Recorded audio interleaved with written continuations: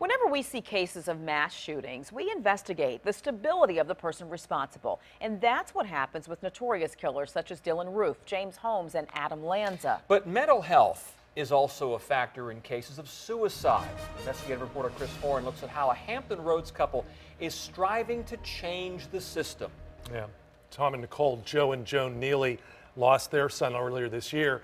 He had shot himself, but given his recent treatment for mental illness and a failed attempted suicide, they had no idea he could ever get his hands on a gun, and it was all legal. When Joseph Neely was a student athlete at Tallwood High, you couldn't tell by looking at him that he was deaf. He overcame that challenge at every turn. Nor could you tell that he would soon fall into a downward spiral of alcohol and severe depression. Challenges that would ultimately overcome Joseph. Last fall, at 33, his adult life had been a tragic string of short-lived jobs and ineffective therapy. At the end of October, Joe reached out and said he was severely depressed and he really wanted to come home. A few days later, the Neelys were jolted by the gravity of their son's turmoil. I received a text message from him saying he had taken an overdose of pills along with some wine and that he just could not fight his personal demons anymore. Police and EMTs responded to their Croatan home. Joseph got sick, but didn't die. We found ourselves in a three-way, very dark conversation about the demons again and how bad he felt and his wanting to hurt himself. And, you know, we said, well, do you need to go back to the hospital again? And he said yes. Got that? Joseph agreed to the treatment. He was not committed. That plays a pivotal role in this story later on. His family estimates that Joseph's suicide attempt and treatment should have generated about a dozen police and medical records. But none of it showed up beginning January 20th, when he went to a local pawn shop to buy a gun and began the 30-day waiting period. February 24th, he didn't show up for dinner. His Facebook page had been deleted, and Joseph's parents filed a missing person report. The next day, 2 detectives came to their home. They were coming to tell me that my son had taken his own life on Sandbridge Beach.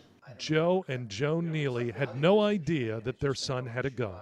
By itself, mental illness is not necessarily associated with violence to other people. Richard Bonney is a professor of both law and psychiatry at UVA. He's looking at mental health as just one of several factors that can predict gun violence. The Consortium for Risk-Based Firearm Policy supports the idea of a gun violence restraining order.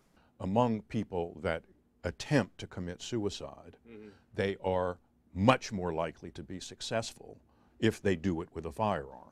For urgent cases like Joseph's, the gun violence restraining order would enable family members to petition a judge to block the person temporarily from having or buying a gun. When the restraining order is lifted, their rights can be returned. So how can someone with treatment for severe depression and a recent suicide attempt walk into a pawn shop in Hampton Roads and get a gun?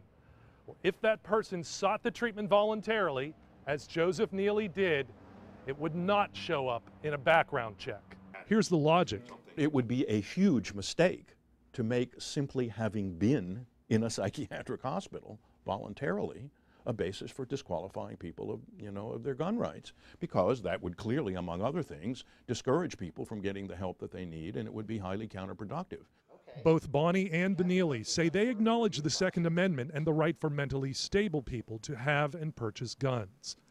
We asked the National Rifle Association about the idea of a gun violence restraining order. The NRA recognized the Neelys' tragic loss. It supports barring people from buying guns if they've been committed to an institution or determined incompetent by a judge.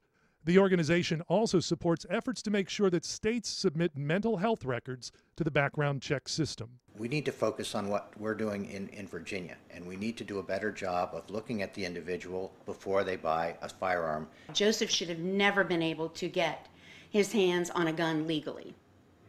And hopefully we can get that changed.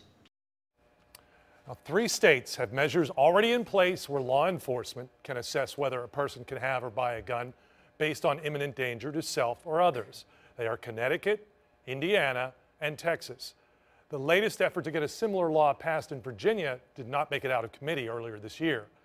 The proposed gun violence restraining order would take that step and that idea a step further so that family members or intimate partners could take action. The Neelys support that idea, but only if it can be done quickly. They say when loved ones are in crisis, you can't waste time on bureaucracy. You'll find much more information on this issue on our website. Just look for this story. Chris Horne, 10 on your side.